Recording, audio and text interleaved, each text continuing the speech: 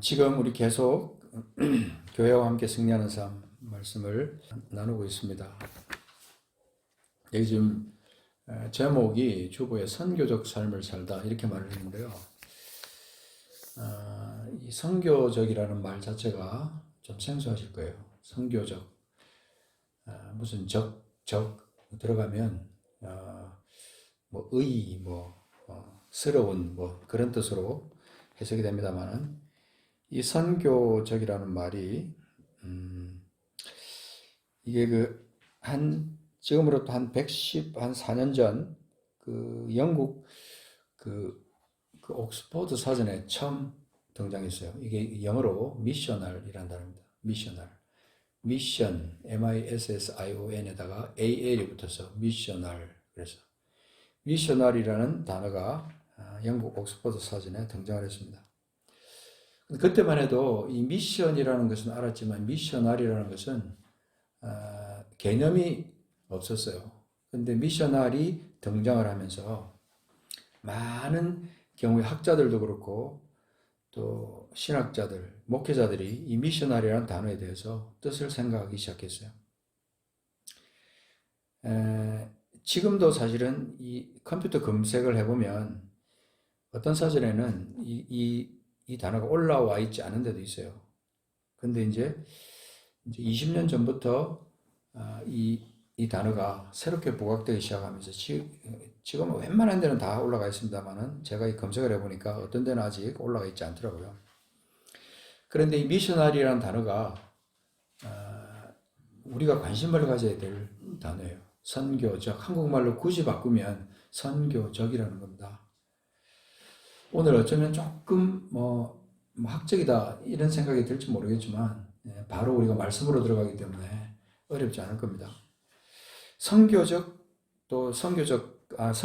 교회 또 선교적 삶이라는 말 영어로 하면 missional church, 그다음 missional life라고 하는 표현들이 우리가 실생활에 연결해야 될 아주 중요한 그런 표현입니다.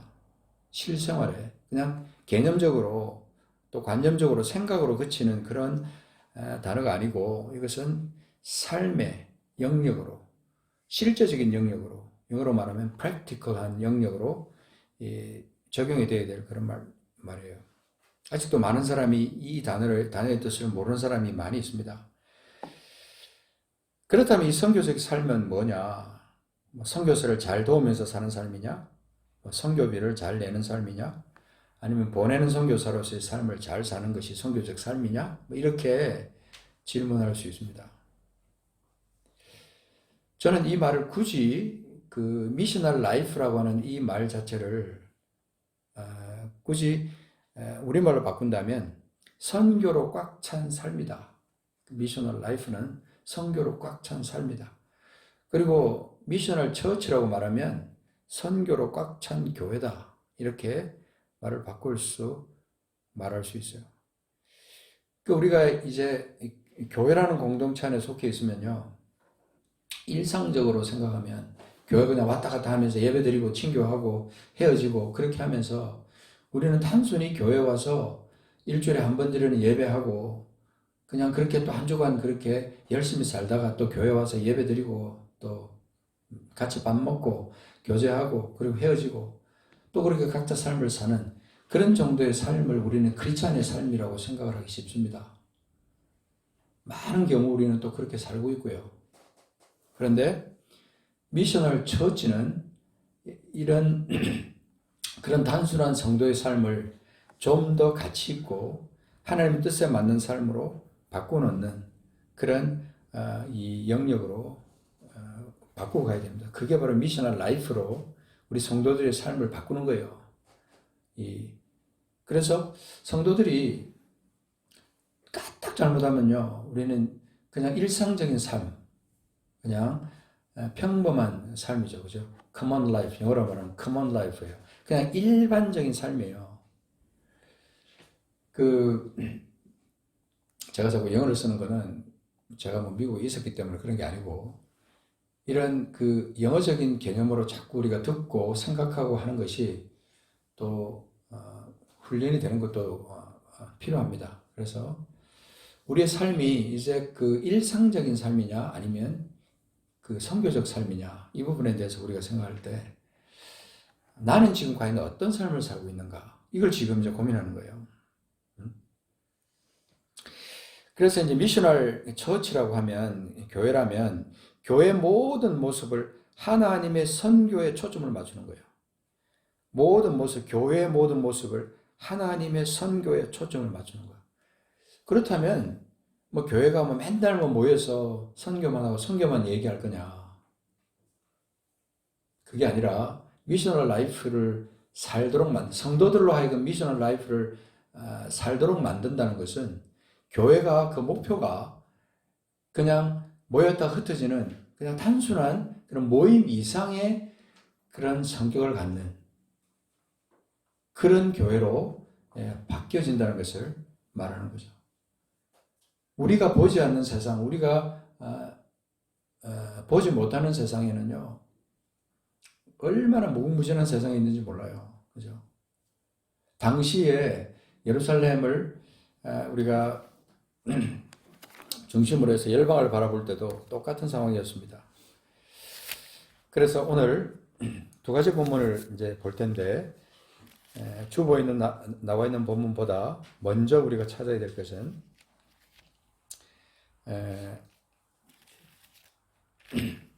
마태복음 28장 19, 20절 말씀인데 이게 암송을 하니까 그냥 암송하시는 분은 그냥 암송하셔도 됩니다. 근데 오늘 이 선교적 삶과 선교적 교회의 중요한 말씀이기 때문에 같이 읽습니다. 예수께서 나와 말씀하여 이르시되 하늘과 땅의 모든 권세를 내게 주셨으니 그러므로 너희는 가서 모든 민족을 제자로 삼아 아버지와 아들과 성령의 이름으로 침례를 베풀고 내가 너희에게 분부한 모든 것을 가르쳐 지키게 하라. 볼지어다 내가 세상 끝날까지 너희와 항상 함께 있으리라. 자, 여기에서 중요한 명령이 하나 있습니다. 명령. 하늘과 땅의 모든 권세를 내게 주신 그것에다가 하나님은 우리에게 명령을 주셨어요. 그러므로 너희는 가서 모든 민족을 제자로 삼아, 그죠?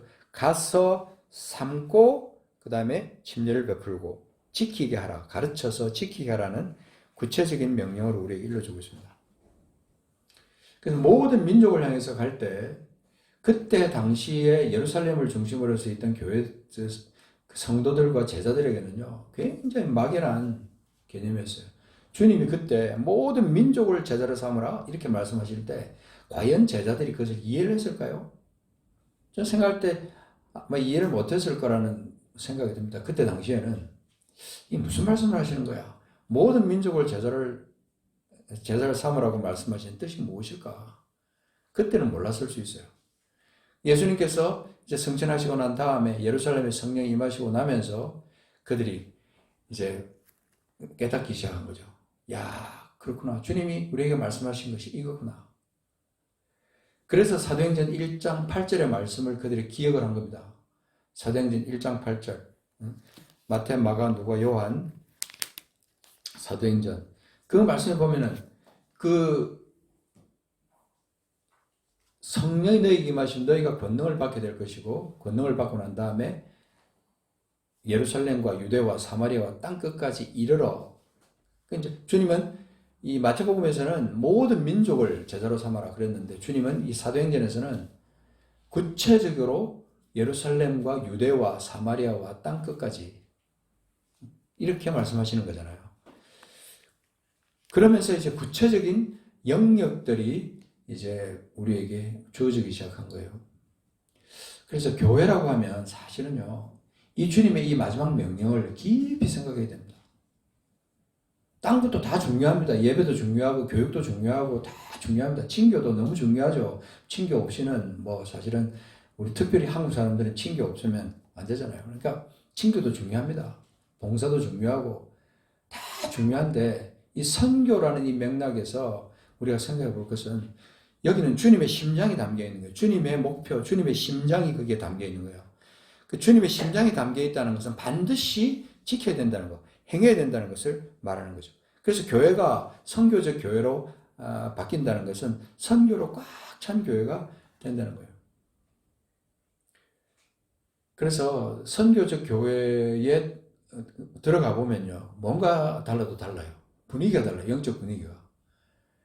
벽에 붙어 있는 뭐 벽보부터 시작해서 거기 있는 모든 그 자료들이나 사역자들이 말을 하는 것이나 가르치는 것이나 모든 것이 다 우리가 평소에 생각하지 못했던 그런 깊이 있는 선교적인 그런 가르침과 또 나눔으로 꽉 차 있습니다. 우리가 지금 하나님의 마음을 우리가 안다면 이대로 우리가 그냥 이런 모습으로 그냥 살 수 없습니다.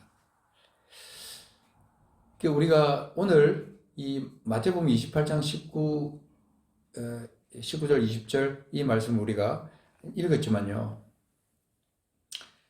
이 선교적 교회에게 주시는 하나님의 약속이 하나 있습니다. 그게 뭐냐면요. 내가 세상 끝날까지 너희와 함께 하겠다는 거예요. 주님이 그 선교적 삶을 사는 성도와 선교적 삶을 사는 목표를 가진 교회 가운데 하나님은 너희와 함께 하겠다. 세상 끝날까지 너희와 함께 하겠다. 그 약속을 하신 거예요. 그러니까 그 약속은 단순한 약속이 아닙니다. 주님이 그 엄청난 약속을 하실 때는요, 주님의 그 마음을 담은 이 명령이 너무나 중요하다는 것을 우리에게 말씀하고 있는 거죠. 그러니까 우리가 생달에 우리 교회가 있지만, 우리 교회가 지금 하고 있는 일은 다분히 어떤 선교적인 그런 목표를 가지고 나가고 있습니다. 그런데 이것이 멀리 나가 있는 그런 사람들에게, 멀리 있는 사람들에게 복음을 전도하는, 선교하는 그런 차원에서만 우리가 생각하면 이 예수님의 이 말씀이 반쪽짜리 말씀이나 아니면 10%밖에 우리에게 적용이 되지 않을 수 있어요. 자, 오늘 굉장히 중요한 말씀을 합니다. 잘 들어보셔야 됩니다. 이 사도행전 1장 8절에 주님께서 예루살렘과 유대와 사마리아와 땅끝까지 이르러 그렇게 말씀하셨을 때요.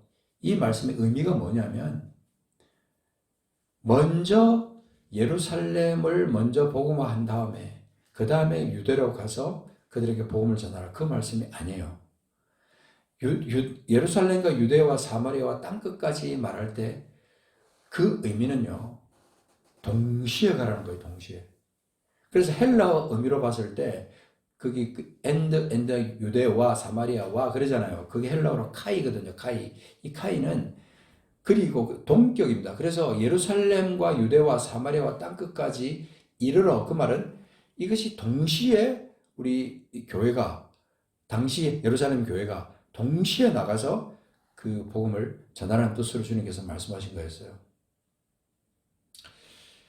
그 당시에 이제 예루살렘 교회가 굉장히 폭발적으로 이제 복음이 전해지기 시작했어요. 그러면서 수많은 사람들이 주님 앞으로 돌아왔죠. 그죠? 그래서 이 교회, 이 집에서 저 집으로, 그 다음에 회당에서 모이면서 주님의 역사하심을 같이 나누고 그렇게 했습니다. 그런데 그들이 그렇게 하면서 잊었던 것이 바로 직전에 주님의 말씀하신 거. 유대와 사마리아와 땅끝까지 이르러. 이 말씀을 그들이 잊어버린 거였어요. 그래서 그들 속에 주님의 그 엄중한 명령을 그들이 지킬 수 있는 그런 처지가 못 된 겁니다. 왜냐하면 예루살렘 교회가 너무 많이 폭발적으로 늘어나다 보니까, 성도들이 늘어나다 보니까 그 관리하고 거기에 구제해야 될 사람들 구제하고 하는 이런 일을 하다 보니까 정신이 없었던 거예요. 그래서 유대를 생각하지 못했고 사마리아를 생각하지 못했던 겁니다. 그래서 거기 8장 1절에 보면 놀라운 기록이 기록되어 있지 않습니까? 8장 1절 가면은 누가 한번 사도행전 8장 1절 한번 읽으시기 바랍니다. 사도행전 8장 1절.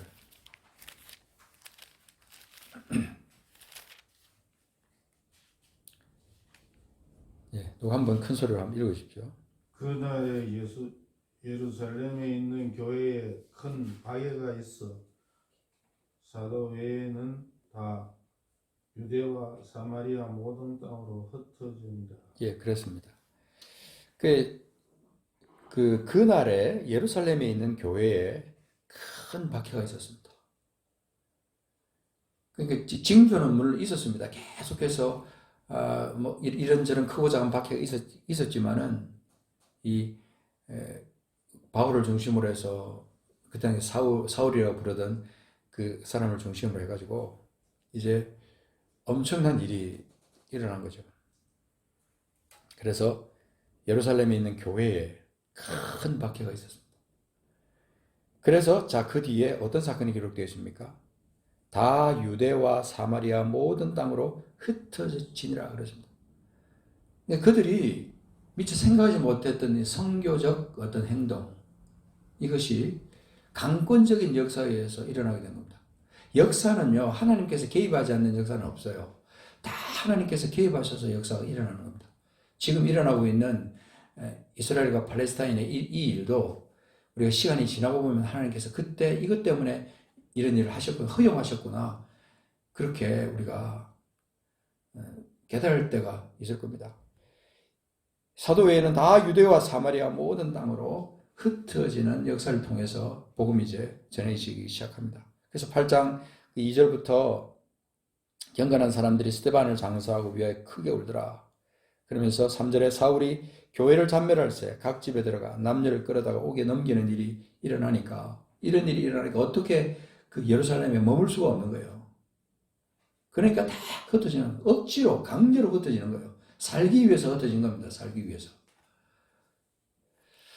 우리가 이런 하나님의 말씀을 우리가 생각할 때 우리 교회가 처해 있는 상황 가운데 우리는 이 하나님의 선교, 주님께서 우리에게 명령하신 선교를 우리가 생각하면요, 우리 교회들이 또 우리 성도가 내가 지금 살고 있는 삶이 당시에 예루살렘 교회 성도들이 살고 있던 그런 모습 같은 그런 마음, 그런 자세가 아니었나, 이런 생각을 해봐야 된다는 것이죠.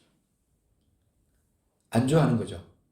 안일하게 처해 있는 상황 가운데서 그냥 평안히 그냥 거하면서 그냥 세월을 보내는 겁니다. 그래서 선교적 교회를 우리가 생각할 때는요, 이렇게 굉장히 중요한 개념이 하나 딱 적용이 되는데요. 일반적으로 교회는 모읍니다. 그래서 모입니다. 모여서 뭔가를 하려고 사실은 이렇게 하는 거예요. 그래서 교회라 그러면 모이는 곳, 모이는 장소, 모이는 곳, 모인다. 그렇게 하지만 원래 하나님께서 만드신 교회의 목적은요, 가는 겁니다. 흩어지는 거예요. 그래서 훈련받고 나면 흩어지고, 그래서 이 교회가 수많은 사람들이 모여서 하나님 말씀으로, 복음으로 하나님의 자녀가 되고 그리스도인이 된 다음에 훈련받고는 그 다음에 하나님께서 명령하는 곳으로 가는 거죠. 그래서 한국 교회도 초기에는 이런 일들이 굉장히 많이 일어났습니다. 미국 교회도 마찬가지고요. 엄청나게 불덩어리들이 그냥 헌신해가지고 전 세계로 흩어져서 하나님의 복음을 전하는 그런 사역자로 나갔죠. 명령 그대로 갔습니다. 명령 그대로 가라 하는 그 명령 그대로 갔어요. 지금 한국 교회가 나가는 선교사뿐만 아니고요, 현재 예루살렘부터 유대 사마리아 모든 곳에 우리가 이 선교적인 마인드를 가지고 선교하는 그런 사역들이 너무나 약해져 있습니다. 너무나 약해져 있어요.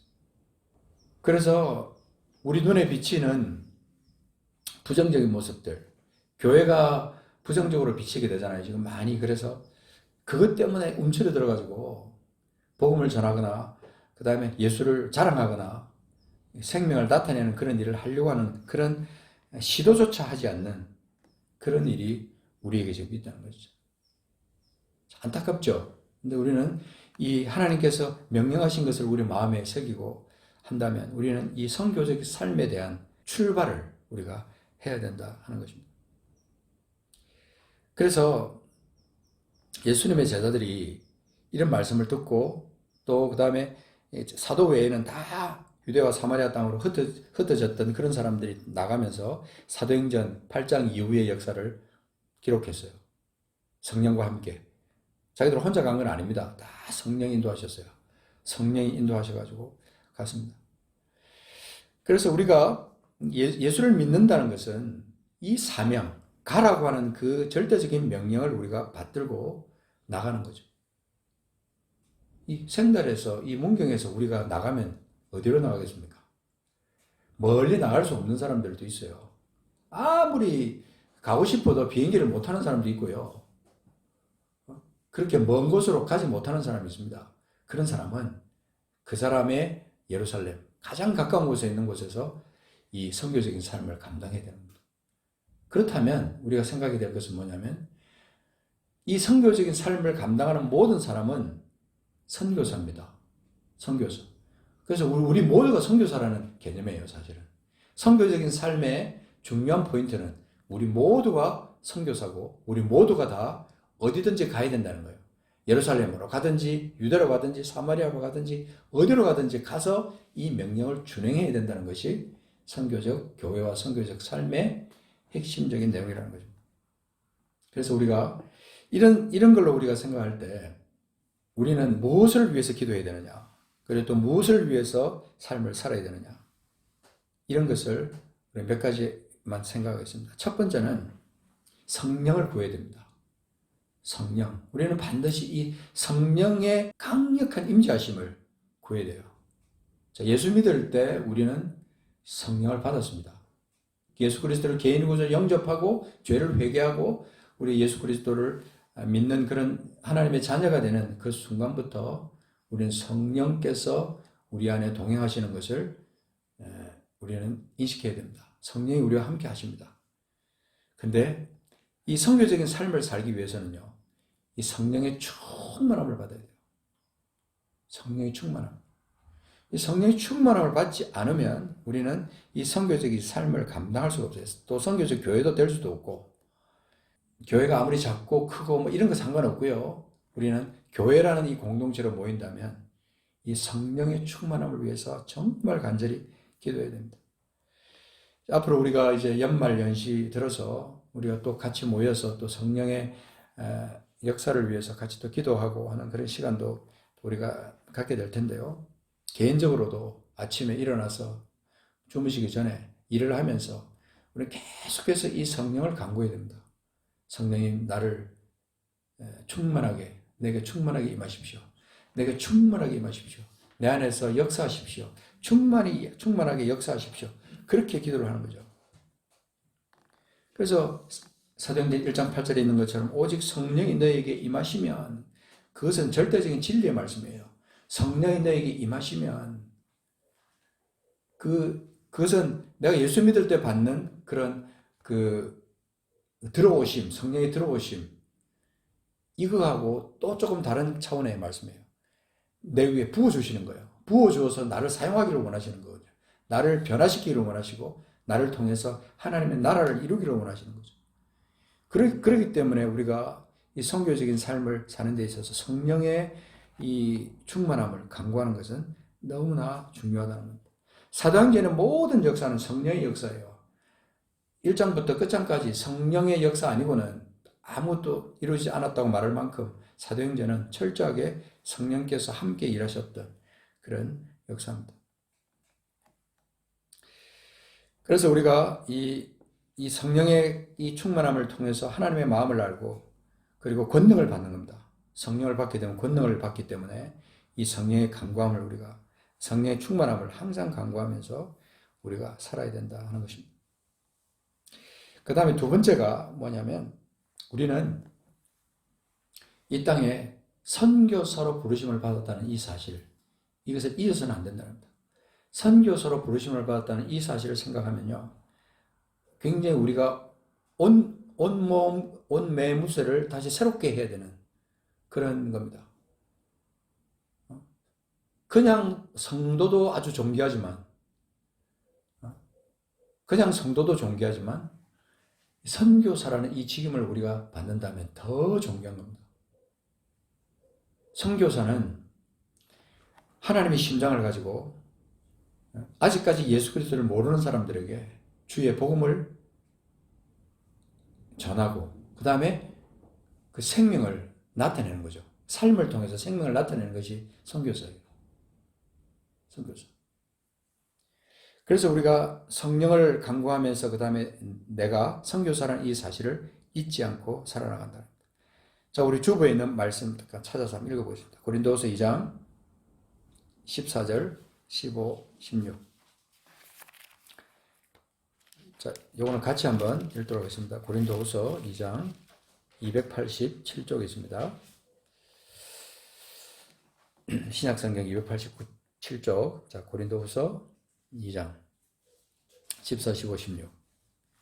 같이 읽도록 하겠습니다. 같이 읽습니다. 시작. 항상 우리를 그리스도 안에서 이기게 하시고 우리로 말미암아 각처에서 그리스도를 아는 냄새를 나타내시는 하나님께 감사하노라. 우리는 구원받는 자들에게나 망하는 자들에게나 하나님 앞에서 그리스도의 향기니 이 사람에게는 사망으로부터 사망이 이르는 냄새요 저 사람에게는 생명으로부터 생명이 이르는 냄새라. 누가 이를 감당하리요. 아멘. 그래서 우리가 여기 나오는 이 말씀을 생각하면요, 그냥 가볍게 지나쳐서는 안 돼요. 굉장히 중요한 영적인 의미가 있는 겁니다. 우리는 구원받는 자들에게나, 구원받는 자들에게 당연히 우리가 믿는 자들 안에서 있겠죠. 그 사람에게나 망하는 자들에게, 망하는 자들이 누굽니까? 아직 예수 그리스도를 모르는 사람들이에요. 살아있다 하나 죽었다라고 말할 수밖에 없는 자들, 망하는 자들입니다. 사실 저는 이게 망한 자들이라 그냥 지금 그대로 절망을 향해서 가고 있는 사람들이에요. 그런 사람들에게나 하나님 앞에서 그리스도의 향기다 그랬습니다. 그리스도의 향기다.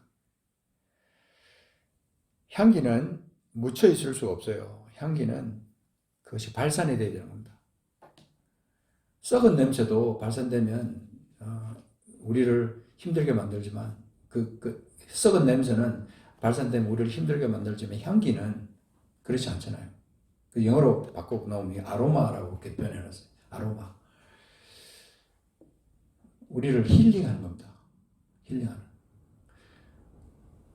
그래서 우리가 다른 사람들과의 관계를 우리가 맺어 나갈 때 이 말씀이 우리 마음판에 새겨져야 됩니다. 각처에서 그리스도를 아는 냄새를 나타내신 하나님께 감사합니다. 우리는 구원받는 자들에게나 망하는 자들에게나 하나님 앞에서 그리스도의 향기니 저 사람에게는 사망으로부터 사망이라는 냄새요 저 사람에게는 생명으로부터 생명이라는 냄새라. 누가 이를 감당하리요. 거부할 수 없는 냄새, 그죠? 거부할 수 없는 냄새. 어떤 작은 공간만 있어도 뚫고 들어가는 것이 냄새예요. 지독한 냄새. 그게 아니라 정말 아름다운 냄새. 생명을 살리는 냄새.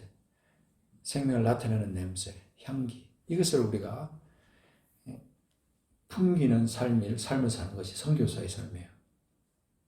선교사의 삶. 그러니까 우리가 선교사라 그러면 자꾸 멀리 가 있는 사람만 자꾸 머릿속에 언뜻 떠올리거든요. 그거 아닙니다. 내가 선교사입니다. 내가 지금 이 지역에서 선교사고 내가 만나는 사람을 만날 때 그를 대할 때 이 선교사의 행동, 선교사의 삶을 사는 거죠. 그렇다면 이 향기를 그들에게 나타내야 된다 하는 것입니다. 쉽게 말하면 다른 말로 바꾸면 선한 영향력입니다. 선한 영향력. 선한 영향력을 우리가 세상 가운데 끼치는 거죠. 이건 특별한 사명이에요.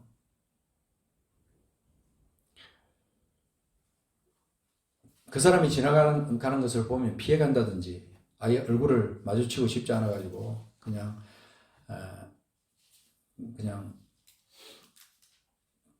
얼굴을 돌린다든지 그죠? 그런 일이 생기면 안 되잖아요. 그죠? 그래서 우리는 이 선교사로의 삶을 산다는 것은 예수 그리스도의 생명을 나타내는 삶이고 그 다음에 이 선한 영향력을 세상 가운데 끼치는 삶이에요. 모든 사람이 선교사라는 생각을 해야 되는데 간혹 가다 보면 그런 생각을 하지 못하다 보면 그냥 사명감 없이 그냥 그렇게 살아갈 수가 있습니다. 영원히 내게 맡겨져 있습니다. 영원히 영원히 내게 맡겨져 있다는 이 사실을 잊어서는 안 되는 거죠. 예루살렘과 유대와 사마리아 땅끝까지 이르러 증인이 된다고 할 때 그 증인의 의미는 뭡니까? 생명을 살리는 거예요. 예수를 전해서 죽으시고 다시 사신 예수 그리스도, 그분의 생명을 그들에게 전해서 그들을 살리라고 가라고 말씀하시는 거지. 무슨 나가서 그냥 그럴듯한 삶을 살아라, 다른 사람들에게 그냥 군림해가지고 그 사람들하고 보다 나은 삶을 살아서 그 사람들에게 무슨 뭐 내가 잘 살고 있다는 것을 보여주라, 그걸 말하는 게 아니거든요. 영향력을, 선한 영향력을 끼치라는 거예요.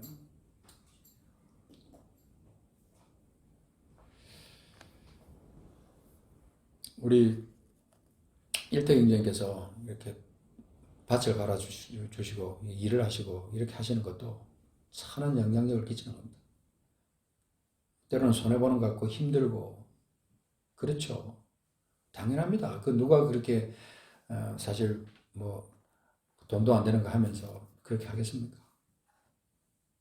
하나님이 보실 때 얼마나 아름답게 보실까, 그런 생각을 제가 그 말을 들을 때마다 제가 해요.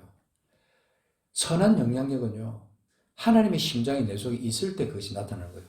성령이 함께 하시고 주님의 사랑이 내 안에서 완전히 실체화됐을 때 선한 영향력이 자연스럽게 나오는 거예요. 억지로 한다고 되는 게 아니에요. 그죠? 억지로. 그거 도대체 있을 수 없는 일이잖아요. 우리가 하나님께서 내 안에 계셔서 내 생명을 살리시고 사망에서 옮겨서 생명으로 옮겨 놓으신 하나님께서 나를 이 선교적인 삶으로 이끄셨습니다. 선교 현장은요, 해외만 아닙니다. 내가 살고 있는 여기 예루살렘, 여기에도 이제 선교제라는 사실 절대로 잊지 마시기 바랍니다. 지금 강조하는 겁니다. 제가 계속. 많은 사람들이 그냥 쉽게 생각합니다. 그리고 아무 의미 없이 생각합니다. 선교는 멀리 나가 있는 사람, 멀리 가서 하는 것이 선교다. 선교적인 개념은 그게 아니다 하는 것입니다.